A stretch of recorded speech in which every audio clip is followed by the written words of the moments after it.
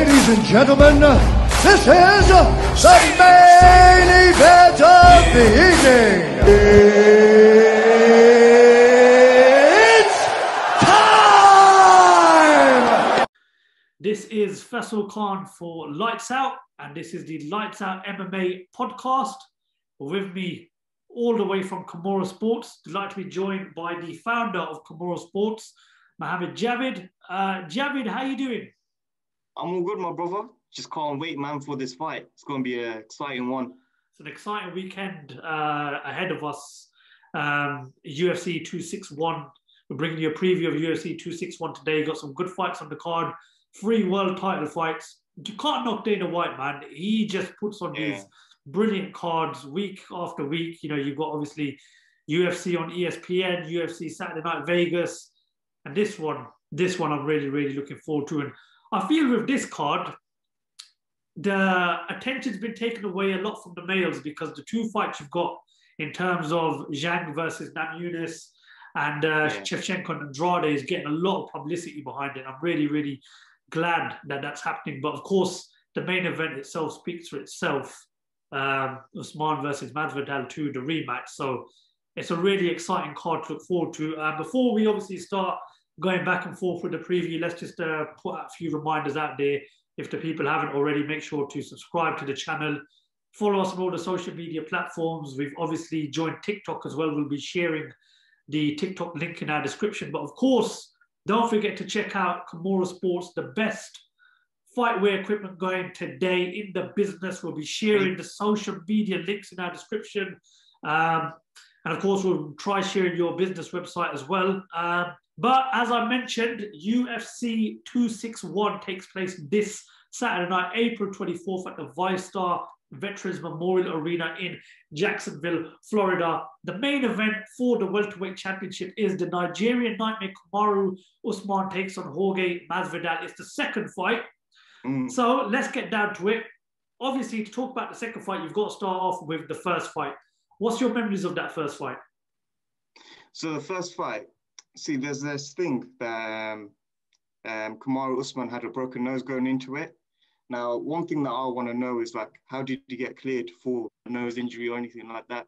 But it'll be interesting to know the full details of it, because he says it's the reason for his performance. Like, it's why he, like, you know, spent most of it grappling, pushing Masvidal against the cage and kind of playing it safe and not getting too much into the exchanges as well. And then you also have the other excuse as well on Masvidal's side, which is like he only had 6 days notice to come into that fight. So both of them kind of had a bit of a hindrance going into the first fight. So it's kind of hard to, like, you know, properly analyze that fight and say, like, you know, to draw some, like, you know, conclusions from it. But what I can draw from it is that Kamaru Usman can stand with Masvidal. But the only thing is like, he does live his chin out there. And Masvidal did catch him quite cleanly quite a few times with, like, you know, left hooks and some straight punches as well. So yeah, it was a very good fight. But I think it also does show one thing about Kamaru Usman is that he can actually dictate Masvidal's fight however he wants. If Kamaru Usman chooses to stand up with him, that's where the fight will be. If Kamaru Usman wants to take it down, or if he wants to take it against the cage, he can make that happen. So I think that's something that will continue going into the second fight as well, is that Kamaru Usman will be dictating it. Now, with that said, what I do think is that Kamaru Usman has something to prove going to the second fight. He has to, like, you know, prove all his, like, haters and all the people on social media who, like, you know, call him foot stomper and all this stuff. So he has to prove them wrong. So that's the one good thing about Kamaru Usman is, like, he's always fighting to prove something. Even though he's, like, the champion, he goes into a fight wanting to prove something. So it's kind of good in a way that, like, you know, he's not as highly rated on social media or, like, you know, just across general media as well. It gives him a bit more of a, like, you know, edge or a bit more reason to fight harder or, like, you know, to put in a good performance. You see, you mentioned about obviously a supposed nose injury, but when I look back at the first fight, and I've always said, whether it's kickboxing, boxing, MMA, the worst thing that possible that can affect someone's performance is a change in opponent. Now, usually when you get a change in opponent, it happens a few weeks before the fight, maybe a few months before the fight. But this happened on 6 days' notice, and I'm not making any excuses, but I kind of think that disrupted Usman in terms of going into this fight. I don't know too much about the nose injury. I'm not going to comment on it because obviously there's rumors going around that he did have a nose injury. Did he have a nose injury? But I just think that the whole preparation of the fight, you've just mentioned the nose injury, then obviously you've got to take into consideration that a change of opponent with 6 days notice as well. So I kind of think that disrupted his whole camp. But then a lot of people, obviously watching the UFC 261 countdown throughout the week, a lot of people are saying that if Masvidal put on a performance like that with 6 days notice, imagine what he's going to be like with a full camp. But I do think on Saturday night, because as you mentioned, there's a lot of haters online calling Usman a foot stomper, so whatever. People have obviously got opinions. There's going to be haters out there. I do think this fight, Usman's going to be better prepared. He knows a lot more about Masvidal. And I think with a full cap behind him and knowing what he's in for, knowing what fight he's in for on Saturday night, I think that's going to play into Usman's hand. However, Masvidal seems confident. If he's putting on a performance like he did in the first fight, just on 6 days' notice, imagine what he's like with a full camp. But the beauty of the second fight is, with a second fight is you question what sort of tactics, what sort of game plan they're going to come in, especially now that Masvidal's had a full camp behind him. If you're part of Team Masvidal, what strategy do you take into this fight on Saturday night, given the fact that you knew you caused quite a few problems in the first fight, especially on 6 days' notice? Yeah. Now, this is something that I mentioned in the video that we did for Gilbert Melendez. Like I said from the start, if you want to beat Kamaru Usman, you just have to throw the kitchen sink at him. It actually does depend on from fighters to fighters. If I was talking about Colby Covington going against Kamaru Usman, then I would say he would have to just outpace him and just be constant. But now that we're talking about Masvidal versus Kamaru Usman in number 2, I'll say he has to again throw the kitchen sink at Kamaru Usman from the get-go, because we saw how Kamaru Usman can get disrupted and he can get caught in the first few rounds, especially against Gilbert Melendez. Unfortunately, Gilbert Melendez didn't capitalize on it. So if I was Masvidal, what I would do is from round 1 to round 3, I would make sure I'm always on Kamaru Usman, throwing good shots, throwing my haymakers, and making sure I'm throwing punches in bunches, throwing those combinations as well, and trying to disrupt him from his rhythm. That's one dangerous thing about Kamaru Usman is when he gets into his rhythm, he's kind of unstoppable. When he establishes his jab, when he establishes his reach, and when he establishes his flow, it's very hard to stop. So you have to be kind of wild, I guess, when you're going against him in the first few rounds, and just kind of not throw to throw and then hope to land something, but just be constant at it. You see, I agree with you as well. I mean, I think when you fight a guy like Usman, you've definitely got to throw everything but the kitchen sink, because he is a dangerous fighter. He's won 8 of his fights by knockout, and Trevor Whitman's done a very, very good job with him. I think Trevor Whitman's got his work cut out on Saturday night, obviously, with not only trying to take care of business with Usman, but obviously with Namajunas as well. But, I mean, we all know that Masvidal's got a kickboxing style to him, and we all know that he's got a full cap behind him now. But I think the key factor is how much energy he brings into this first fight, because I think after the 3rd round, you could sort of tell in the first fight, he was feeling the fatigue. I mean, the guy who took the fight on 6 days' notice, we was never going to see the best Jorge Masvidal on that night. But I do think this second fight, he's got a full cap behind him. I think the pressure's on Usman this time, because they're going to be expecting a better Kamaru Usman, because, I mean, he did what he did against Gilbert Burns, but let's say it straight. The first fight against Jorge Masvidal, it wasn't his best performance. But then you do have to take into consideration, it's a change of opponent. He's fighting someone different. He's had 6 days to prepare for somebody else. But again, you're mentioning a nose injury. Who on earth has let this fight go ahead if he's got a nose injury? It's just suicidal. But again, obviously, there's been no medical reports to confirm that he's had a nose injury. One thing I like about this fight is because obviously when you had the first fight, you didn't really get much of a build-up to it because change of opponent, the whole card, the main event card had to change. But they've both spoken about each other. And Kamaru Usman he's bitten a lot during UFC 261 countdown. He's obviously said, I wasn't happy with my first performance and I wasn't flawless enough. And he goes that Masvidal thinks he's Jesus and he's banking on the fact that he's got a full camp. Do you think Masvidal might just have got into Usman's head going into his second fight? Do you know what? I think there's quite a few things playing around here. I think it's not the fact that it's Masvidal, what he's saying personally. I think it's more so like, you know, what was said about him on social media. A lot of stuff, because you're thinking about a fighter, like, you know, his stock is really important to him. And he's that type of fighter, like, you know, people always like question his like personality and stuff. And I think that has kind of played into his head. I think that's why, as I mentioned, like he goes into these fights trying to prove something. So I think it's the fact that, like, you know, people, the media, the fans, always like, you know, calling him like, you know, stuff, or like, you know, saying he's got a fake personality, or like kind of like dissing him. That I think that's the reason why he's going into this fight with Masvidal again. Now, there's another second reason as well why I think he's taking the fight with Masvidal, and I personally think that's in spite of Colby Covington. Because to be honest, the next person who really and legitimately should be fighting Kamaru Usman should be Colby Covington. But if you're Kamaru Usman and you hate Colby Covington, you're not going to give him the title fight straight away. You're going to, like, you know, you can call the shots. So I think in a way, he's actually doing it in a way to, like, you know, piss off Colby Covington and also kind of get a secure, easy win in his eyes. Because in his eyes, he saw he can easily beat Masvidal in any way that he wants. He can, like, you know, he can just out-grapple him, hold him against the cage, and he'll still get the W. So he knows it's kind of an easy fight. Not an easy fight, but, like, he knows it's kind of like, you know, a good win for him.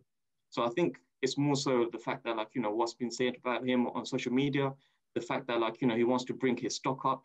If he goes out and he, like, you know, does like a stand-up war with Masvidal, that would increase his stock. Because we saw against Gilbert Burns, as soon as he, like, you know, got that TKO, his stock went up tremendously. Like, everyone was saying, oh, he's probably one of the best welterweights as well in the world. Mm-hmm. So this fight will, like, you know, kind of solidify it as well. And then it can, like, you know, build up.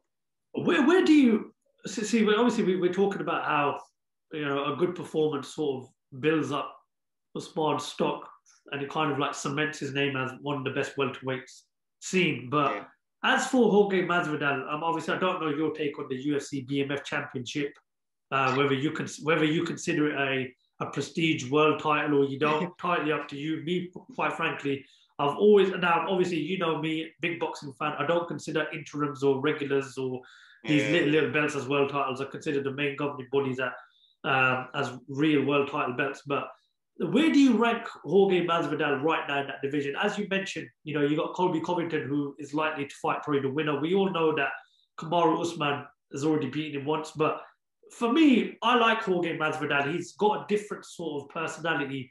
Until this day, I still watch that knockout over Ben Askren. I mean, just that, the way he did it is just basically like, you would probably not see that type of knockout on a regular basis. You know, the guy had that much confidence in him to do that.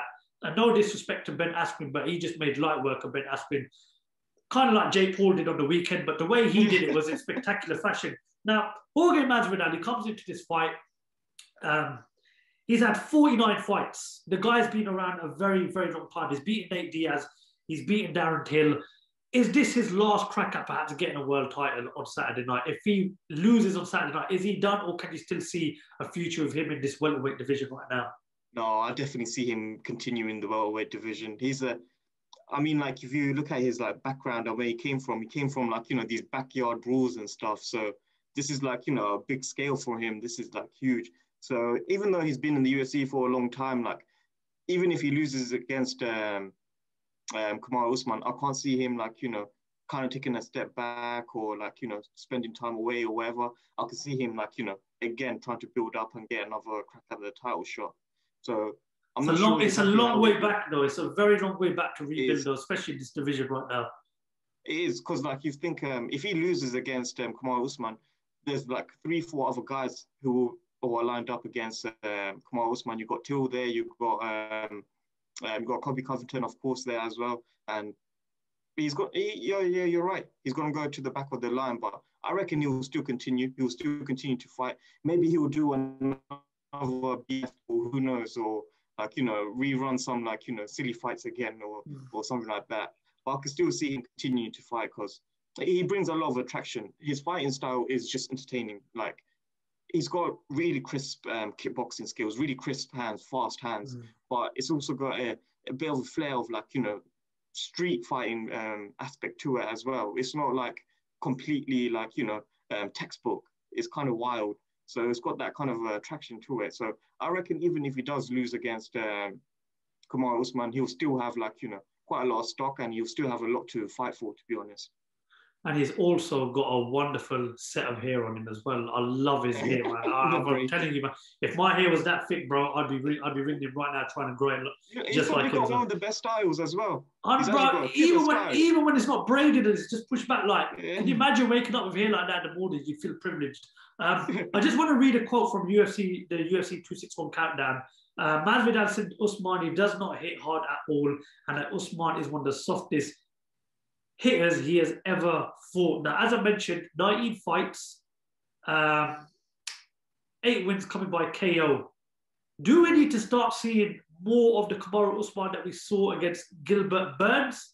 Or is Kamaru Usman's style good enough to make people aware that he has got the power to get rid of fighters like Jorge Masvidal?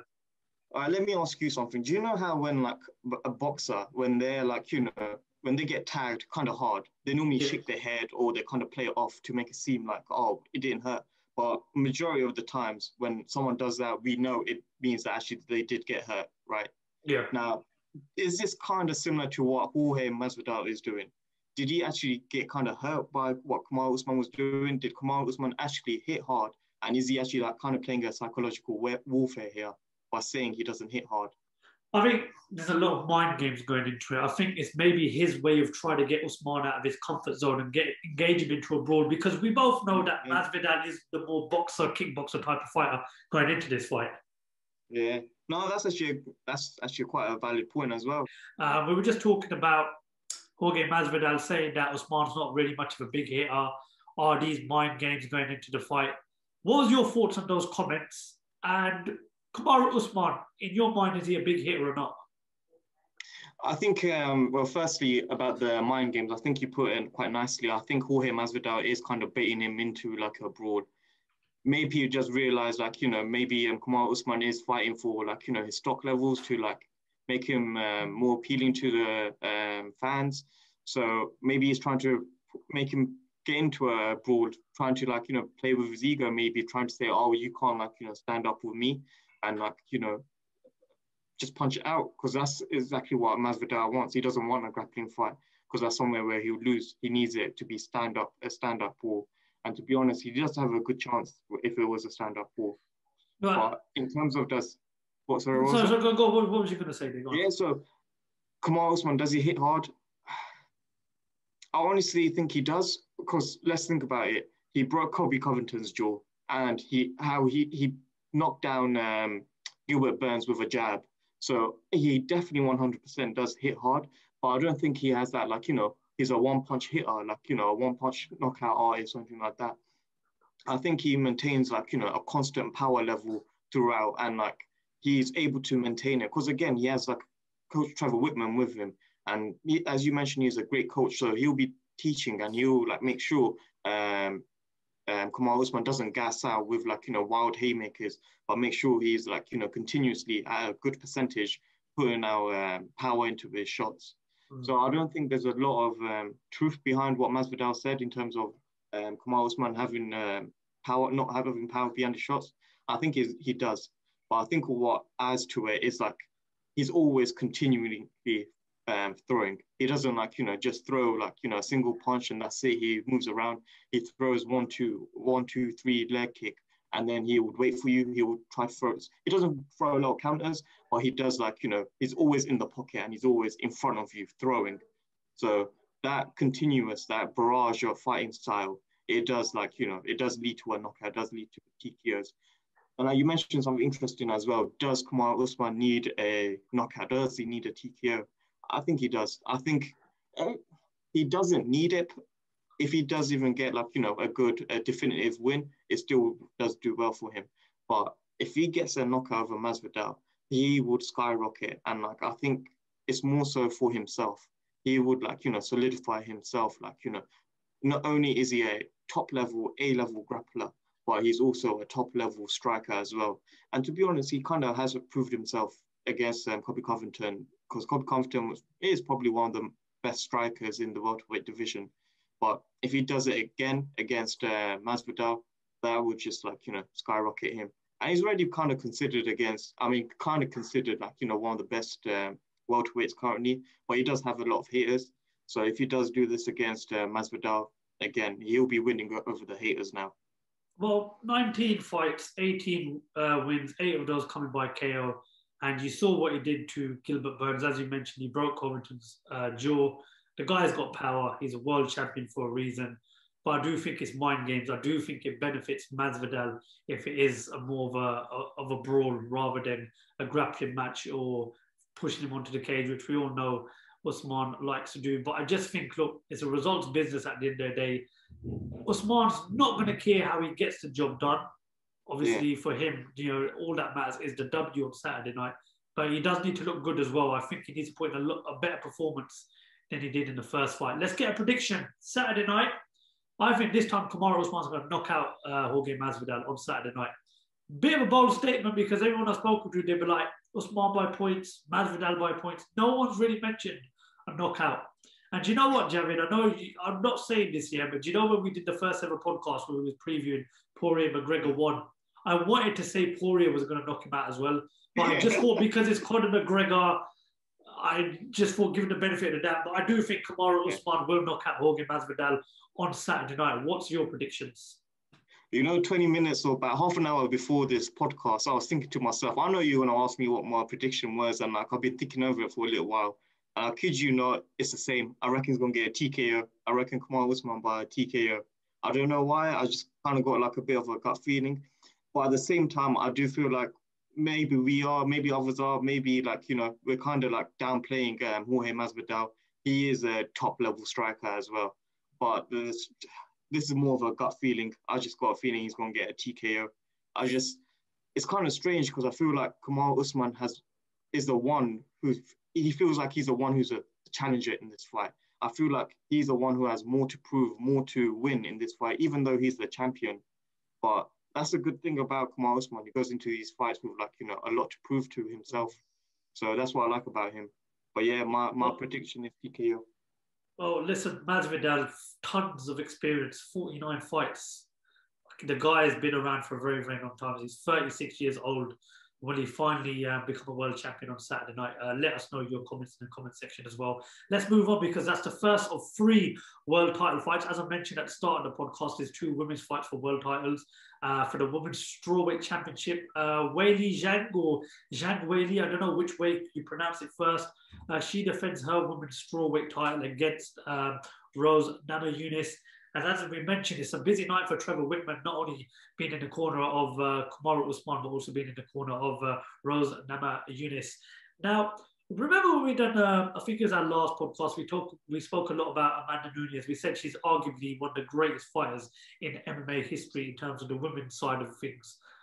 Do you put Zhang Weili in that bracket as well? She has the potential. She 100% has the potential. And if she's on her current trajectory, if she continues doing what she's doing now, she will 100% be up there.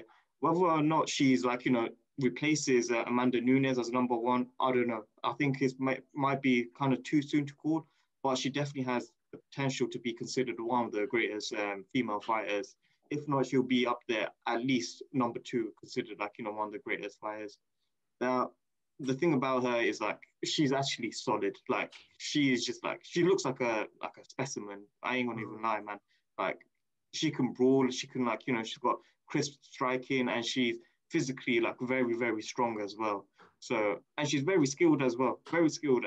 And I think it was in your notes as well about her background. Like she comes from a long way. Like she's won a lot of like local titles or even like national titles as well. And across just like the Asian area, so she's a decorated champion.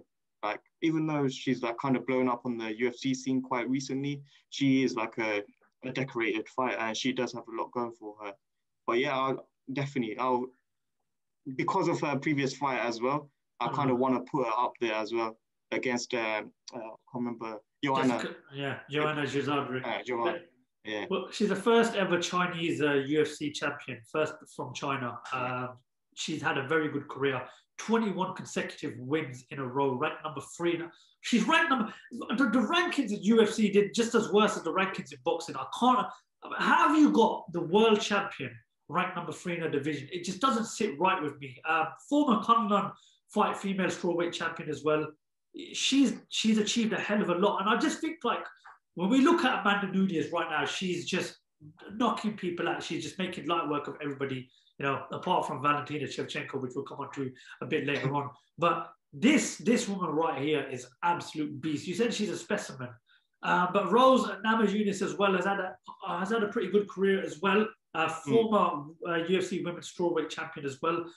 She's ranked number 1 in the division. She's coached by Trevor Whitman. But she did something that really, really did not sit right with me. Now, when we talk about boxing, MMA, the pinnacle is to become a world champion, right?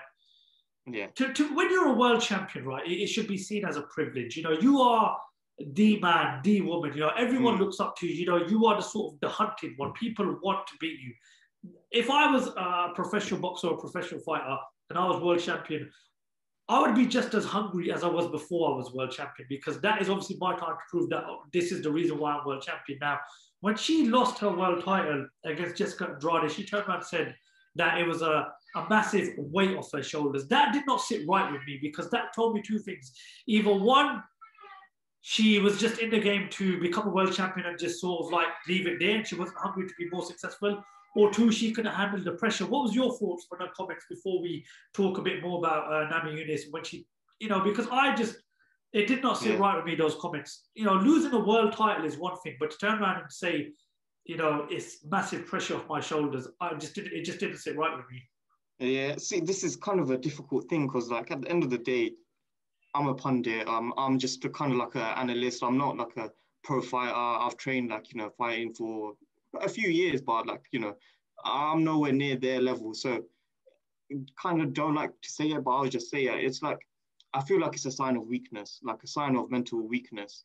Like, if you can win the title, but you're not prepared for what comes after, what have you been training for? Like, it should be instilled in you that, like, you know, damn, I'm the champion now. Like, you know, all this pressure, you shouldn't really be feeling it. Now, it is hard to say from my perspective. I'm not fighter, and, like, you don't really know, like, you know, the kind of pressure she was facing, because it can be a range of things. Maybe, like, you know, her camp, she wasn't, like, really prepared for it. She's just, like, you know, maybe she didn't get that mental training that she needed. Like, so there's a lot of reasons why, like, you know, she wasn't ready for it. But it is kind of hard to say, like, you know, why she felt like that. But it's a tricky one. It's a tough one, because deep down, I do believe it is a sign of weakness. It is, but look, I don't want to obviously take too much away from it. You know, she's a former world champion, and obviously I mentioned that to you. But she's getting back in the octagon on Saturday night to become a 2-time champion. You know, so I'll give her a bit of credit for that. But to turn around and say that it's a huge pressure off my shoulders, you know, you should feel privileged to be a world champion. But again, listen, we're not gonna, you know, we don't want that to be the center of the topic when we talk about this fight. Let me ask you something though. Go for it. So if you're Rose, what would you do to beat Zhang? Like, what can you do? I mean, looking at Rose's record, you know, she's only got 1 win by KO, 5 of those wins coming by submission, you know, and 3 by decision. It's a tough one, because I do think what I took into consideration was Zhang's last fight when she fought Joanna, which was one hell of a fight on UFC 248. Yeah. You know, watched it again the other night. It was a brilliant fight. I think you really have to step the tempo up with Zhang. I think you've got to control the tempo. You've got to try and make it your fight. Now, having said that, looking at both, they're both in the same weight division, but Zhang just looks a beast compared to Rose. She just looks like, it's like looking at the big guy in the dinner queue, looking at the small guy standing next to him. They just look 2 different fighters. But having said that, we know Rose has got the experience. She's a former world champion as well. And I do think if she's going to win this fight on Saturday night, she's got to control the tempo. She can't let Zhang control any part of the fight. Yeah. But again, 21 consecutive wins in a row for Zhang. That's an incredible feat, that is. What she's doing right now, she's easily going to be in the Hall of Fame one day, because at the moment, like I said, 21 consecutive wins in a row. Ranked number 3 in her division. Again, I'm not going to waste more time talking about her rankings. I think that's just a ridiculous number to put her as. She's beating people left, right, center. She's taking on the best challenges. And I just do think on Saturday night, it's going to be light work for Zhang. I think Zhang will stop her inside of 3 rounds. You asked me the question, what does Rose need to do and win on Saturday night? What do you think Rose needs to do on Saturday night? You're the analyst. You know more about the sport than I do. You've been watching it longer than I do. What tactics does Trevor Whitman have to take into this fight on Saturday night? See, this is the thing. I can't see her winning standing up. As you said as well, like she's quite patient with her stand up. She's more of a counter fighter. She's quite good on the back foot. I guess that's quite good against someone like Zhang. But I think Zhang would end up steamrolling her if she does choose to stand with her too much, because I can't see Rose having the power to stop Zhang. I could see her pushing through her jabs, pushing through her combinations, and just getting in close. And I think that's where Rose's weakness is when you're in her face close up. I think that's where her greatest weakness is. And Zhang being the slightly shorter fighter, the slightly stockier fighter, and the more of a powerhouse, that's exactly where she wants to be. And that's exactly where she most likely will end up being. But if I was Rose, what I would do is I would want to take that to the ground, because Zhang does not have the greatest Brazilian jiu-jitsu. And as you mentioned as well, a lot of Rose wins has come through submissions. So if I was Rose, I'll definitely be looking to take it to the ground. I would, throw a few combinations, keep it standard. And then as soon as Zhang starts to steamroll, starts to push forward, because what Zhang likes to do, she likes to come straight at you. She comes straight forward. And now what Rose needs to do is she needs to level change. She needs to throw her jabs, her punches, kind of keep it high, and then just shoot in when Zhang tries to counter and take it down and hold it down there. Because we haven't seen much of Zhang on the bottom, her game off her back. So that's where I'll want to see Rose at, is on top of Zhang. One thing that's sounding appropriate. One thing that does slightly worry me about Zhang is this is her first fight since March of last year, when she was in that war with Joanna. So obviously, ring rust or octagon rust or whatever you want to call it, is that going to play a part in it? I don't know. Sometimes it does, sometimes it doesn't. I just think that this is a different caliber of opponent on Saturday night. I think the task is too much for Rose. Never say never, obviously. Anything can happen in the fight, but I just think, like I said, 21 consecutive wins in a row. This is a woman that lost on her debut in the UFC in MMA. So to do what she's done, to come heaps and bounds, to be the face of the division, ranked 3rd. I'm not letting that drop, by the way. You need to tell me who does these rankings in MMA, because it's messed up. I'm jumping onto it, bro. I'm jumping Don't onto look it. at the pound for pound rankings. Just save yourself. Don't do it. I know. All right, prediction time for that fight on Saturday night. I'm going to go for Zhang round 3, and it's going to be knockout of the night. I think it's performance of the night. Zhang really. What's your prediction for Saturday night? Same knockout, 2nd round for me personally. We're more or less singing from the same hymn sheet here, which is totally understandable, because 21 consecutive wins in a row. She's 31 years of age. I believe she is at the peak of her career. I can't see nobody stopping her, especially in that division. And I'm not ruling out the possibility of her maybe even moving up to the division above. And obviously the 3rd part of the fight we have to talk about is Valentina Shevchenko versus Jessica Andrade, 4D Women's Flyweight Championship. I just have a feeling this is going to be fight of the night. I like Valentina Shevchenko, but I also like Jessica Andrade. She's that fighter that's practically fought everybody, and she's practically beaten everybody, but she's also practically lost to a few of the noticeable fighters. but she's got a chance to become a two-weight champion on Saturday night. But Valentina Shevchenko, a very good fighter, 7 wins in the flyweight division, ranked number 2 in the pound-for-pound women's rankings. Valentina Shevchenko, thoughts on her, and is this the best Valentina Shevchenko we're seeing right now?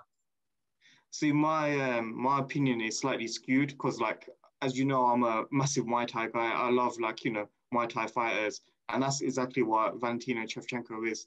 She's probably, like, you know, in terms of textbook Muay Thai, she is a person who you look at UFC across, like, you know, guys, across, like, you know, all the fighters. She probably does demonstrate some of the best Muay Thai skills in the whole of the organization, to be honest. So I'm slightly skewed. So I will, like, you know, I rate her quite highly. I just think she's a beauty to watch, man. Her skill level is, like, so high compared to everyone else's. And, like, her footwork, her combinations, just her ring IQ as well is just phenomenal compared to, like, you know, everyone else. I do honestly think, like, her striking game is, like, maybe like 1-2 levels above everyone else's. But as you said, this is like a new move up, so it's going to be a new challenge. So it'll be quite interesting to see whether, like, you know, she can carry like all those skills with her into this fight. So well, obviously watching the build up to this show on Saturday night, and I was focusing a lot on Jessica Andrade, and she seems a lot more happy at this weight, and obviously she goes that she's comfortable fighting at this weight. And, you know, listen, you can't knock what she's done so far in the UFC. She's a former champion, and she's had 29 fights, but she's lost 8. But she's lost to good, credible opponents. Valentina Shevchenko's only lost 3 fights, and 2 of those are to Amanda Nunes. No shame whatsoever. Second fight in UFC 215 was very, very close. I actually had it a draw, the second fight of Amanda Nunes, but we all know Amanda Nunes in 265 defends her title against Juliana Pena. That was confirmed last week. Now, for me, in this sport, whether it's boxing, MMA, when it comes to combat sport, the one thing that worries me is when fighters have their sort of slightly take their eye off the ball. There's been a lot of talk about a third fight between Valentina Shevchenko and Amanda Nunes. Now, listen, Shevchenko, she's a world champion right now. She's a brilliant professional, but we all know she's eager for that third fight. We all know she wants that third fight. Does that worry you, knowing that she's thinking third fight of Amanda Nunes is 1 win away, knowing, and also when you look at the fact that Andrade seems a lot more happy fighting at flyweight? It is 100% more worrying because we've seen it multiple times. Whenever you, like, you know, you watch a press conference or you watch a fighter interview, whenever they start talking about their future, when they start talking about who they're going to fight next or which fighter they got planned after this one, it doesn't always end well. I mean, most times it actually does, like, you know, end quite bad for them. It ends up, like, you know, ruining. And UFC and MMA is actually quite well known for that. It's like, you know, you plan for these future fights, but a lot of them always do get, like, quite derailed, to be honest. So it is quite worrying because she does need to, like, focus on this coming fight, and I hope she does. I hope she doesn't, like, take Andrade lightly because this will be quite an important fight for her as well. Well, Jessica Andrade smashed it on her flyweight debut when she stopped her Chokajin. Wow, brilliant fashion. She did that round 1. You know, can she repeat it a second time round in terms of fighting for a world title? It is going to be, obviously, it's a different task. It is the current world champion. And, you know, I can't help but feel that she's got one mind on fighting Amanda Nunes for a third time. And when Amanda Nunes beat, in the last fight, was it Megan Anderson, they asked the question, who is the big threat for Amanda Nunes right now? And all the commentators said Valentina Shevchenko. So, there's no secret in admitting it. You know, if she wins on Saturday night, she's going to have to jump up a weight to fight Amanda Nunes. Anyway, I can't see Amanda Nunes coming back down to fight Valentina Shevchenko. We all know the main face in the women's UFC game is Amanda Nunes right now. But I just do hope that she's not going into this fight thinking, yeah, get past Andrade, it's an easy fix, and then I get the fight with Amanda Nunes. You know, when you talk about Jessica Andrade, you know, former world champion, you know, she's had 29 fights. She's got a lot of experience under her belt. You know, she's beaten Rose Namajunas, she's beaten Chokajin as well, and she's lost to Joanna, she's lost to Zhang Weili. These are good fighters she's lost to. You know, she is obviously as well. She's the younger fighter as well. It's a second fight in the division. We saw what she did against Chokajin. Do you think it's less pressure on Saturday night for Jessica Andrade? And what's your tactics if you're going into this fight, if you're part of Team Jessica Andrade? Because we all know she has to take the fight. She has to be the one that sort of dictates the pace on Saturday night when she fights Shevchenko. I think that there's still pressure on her. Do you know when you're in a new division, you have like, expectations to hold? Because like when you go to a new division, everyone expects you to do well. Like, all right, you're making this change to go down in weight, go up in weight or whatever.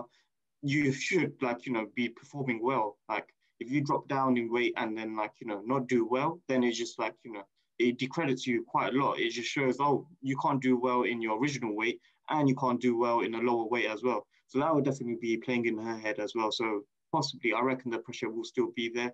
Or if anything, there'll be quite a lot of added pressure as well. Now, what I would do first... Sorry, go ahead, Javid, you were saying. Yeah. So how would I beat Valentina Shevchenko is you can't get into a technical fight with her. She's just too good.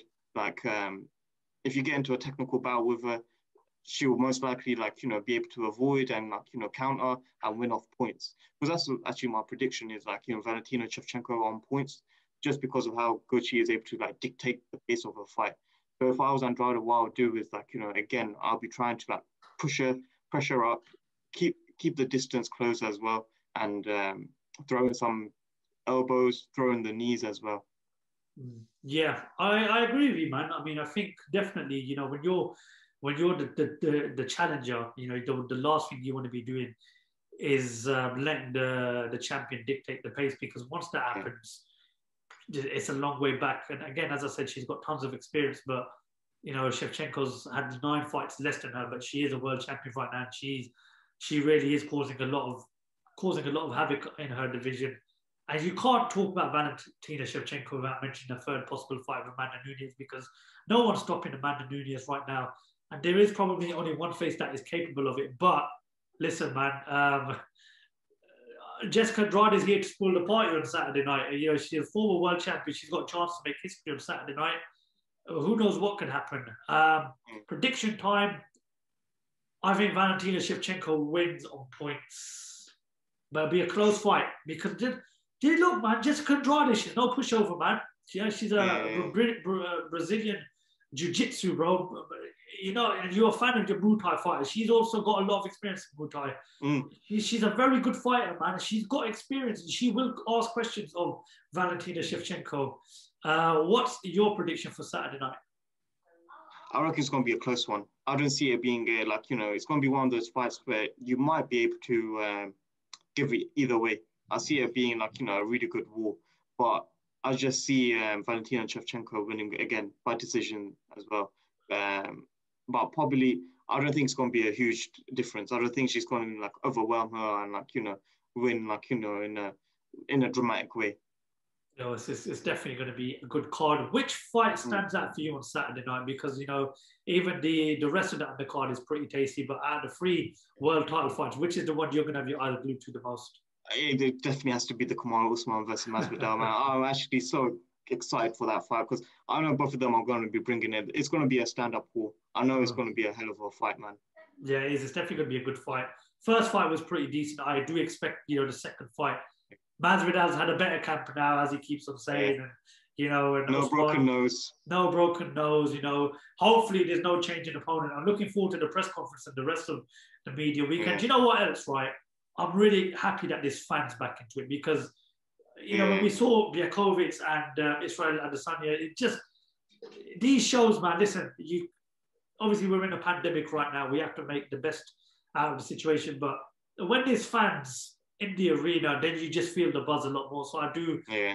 That's another reason why I'm excited for this show on Saturday night. In terms of what fight I'm looking forward to, there's just something about the Andrade Shevchenko fight for me which stands out, because obviously there's a lot of one eye on Amanda Nunes, and obviously will Shevchenko get a third fight? But look, the Usman and Masvidal fight obviously is interesting, and I'm pretty sure Weili Zhang and Rose Namajunas as well is going to be a pretty tasty fight. Sell it to us again, Kimura Sports, before we bring the podcast to an end. Free advertising, bro. You can't complain. Just talk to us a bit more about Kimura Sports as well. Yeah, so Kimura Sports has actually been doing quite well. we've recently, well, not recently, but we started off with just a few products, just testing the grounds. We spent a lot of time researching the materials, researching like, you know, the design of it and how it works. So we launched with like a pair of hand wraps, hoodies, and some t-shirts as well, sports t-shirts actually, which is going to be available from this week. And we've gotten a lot of feedback from actual fighters, from various pro MMA fighters, pro boxers as well. And the reviews has been fantastic. And these ain't like, you know, paid reviews or anything like that. I don't like put out products there for like, you know, just to be boasted by fighters. I put these products out there to the fighters for their genuine reviews. Some of them have like, you know, given me strong criticism, and like, you know, I've taken it back and like improved on it. So the products that Kimura Sports puts out there is designed for fighters, and it actually does have like, you know, a really good function. And just to like dwell on like one of the products that we have, which is like, you know, our hand wraps. Now these hand wraps were actually reviewed independently by quite a famous YouTube channel, which is known for reviewing boxing equipment, Fit to Box. And he put it up there along with certain like, you know, very well-known brands such as Everlast and other well-known brands as well. It received a great review. It even surpassed other brands as well, other well-known brands such as Adidas. So it received a really, really good review. And this was like our first ever product. So you can imagine like, you know, what's going to be coming in the future as well.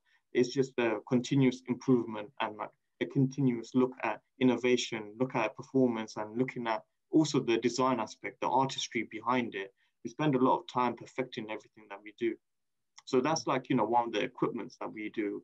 But we also do clothing, as you can see, the Kimura Sports hoodie. Again, we spend a lot of time, like, you know, designing it, like making sure it looks nice, and spending time on the material that is fit for purpose. Because we don't want to just put something out there that's just nice. We do have like, you know, certain t-shirts, casual t-shirt stuff that's like really nice and just for casual wear. But it's our performance wear. We spend time like understanding the technology behind it, how to make something like sweat wickening, how to make sure like, you know, the stitching is done in the right way so that it doesn't tear halfway through your grappling session and so forth, making sure like, you know, the fit is right. So we spend a lot of time like perfecting everything and putting something out there that's good. Because I'm not just, with Kimura Sports, we're not just looking to put products out there. We're actually looking to establish a community and establish a vision. And we can't do that just by putting out, you know, your basic products. There's a lot of like innovation going behind these products. And because of that, we believe we're going to create a community, and we're going to fulfill our vision as well of like being one of the best combat sports activewear and equipment manufacturers. And we work with a variety of people as well, like the places that we get our hand wraps from. It's like more or less up there with all the big boys as well. We're going to be launching our knuckle guards as well. Now, the engineering behind our knuckle guards is like second to none. And some of the gels that we use for the knuckle guards, it was like processed 60 times or tried out 60 times before the gel itself was perfected. And this is in the testing phase as well. So whenever we launch a product, we put it through a rigorous testing phase where pro MMA fighters, pro boxers all test it out, and we make sure it's perfected. But no, the brand is doing well. And again, we're looking to establish a community, and we're going to do that by like, you know, showing you guys how pro fighters train, their daily lives as well, and showing you and helping you in your personal like fight journey as well. And the beauty of this brand is like, it's not only for pros. We're trying to get everyone involved. We're trying to like open up MMA. We're trying to open up boxing to everyone. Even if you're like a 30-year-old lady who like, you know, never like, you know, thought about boxing or doing any kind of combat sports, we want to take it to that part where you're interested and you want to try it out. Because you got to think about it. It's important that we support like actual pro MMA fighters and pro like, you know, boxers and so forth. But in the end, it's the fans who give us the platform or give them the platform to do what they do. So if we're able to entice, if we're able to make the casual fan, the casual person off the street more interested in boxing, it just means a lot more interest for boxers, for the pro MMA fighters. So we have a really good vision. We have really good understanding about the industry, and we have like a solid understanding of what we're doing and what we aim to get out of it. And it's something that's not only going to be beneficial to the brand itself, but for a variety of people, all the way from like, you know, a kid who wants to start jiu-jitsu for the first time, all the way to a pro champion boxer. So yeah, the spectrum is wide. Listen, I mean, you're doing very good things with Kimura, man, and obviously I've been reading your reviews, and some of the fighters that you've obviously branched your products out to have said very, very good things. So people, if you can get out there, check out the website, check out the social media, the links are in the description. You know, there's some wonderful equipment there to be purchased. And if you want the best of the best, then Kimura Sports is where it's at. And I'm not just saying that because, you know, I personally know Javid quite well. I've been reading the reviews and I must say I've been very impressed. I'm going to be digging out a Kimura Sports hoodie soon. I'll be back to jogging once Ramadan's over. I need to get rid of this Ramadan belly.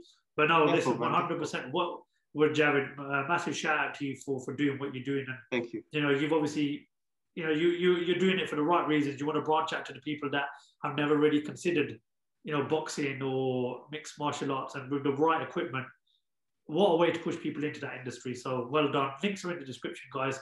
Check it out. Check them out on their social medias. Check them out on their website. You can order online. You can order online, right, Javid? You can order online. There you go. Exactly. Without the, you know, click of a few buttons right at your doorstep. Stop worrying about this whole coronavirus nonsense. The guys have got it covered. Javid, thank you very much for your time. You are going to be hearing a lot more from me come Saturday night when we're both sat in front of our big plasma screen or whatever screen TV you got at home to watch UFC 261. It gets better because our next podcast, we're going to be talking about UFC 262 because there's a vacant lightweight title on the line between Michael Chandler, a guy that's growing on me quite a lot when he takes from Charles Oliveira. A lot more to talk about in the sport as well. Dustin Poirier, Conor McGregor, free's been announced. We'll obviously speak a bit about that on our next podcast. Looking forward to Saturday night. Javid, thank you very much for your time. Pleasure, as always, having Kimura Sports join us for our MMA podcast. And to the viewers out there, if they haven't already, hit that subscribe button, like and comment. Follow us on all the social media platforms. But make sure you check out Kimura Sports as well on their social media platforms. I'm Faisal Khan, delighted to be joined by Kimura Sports and Mohammed Javid, and thank you for listening to the Lights Out MMA Podcast. Ladies and gentlemen, this is the main event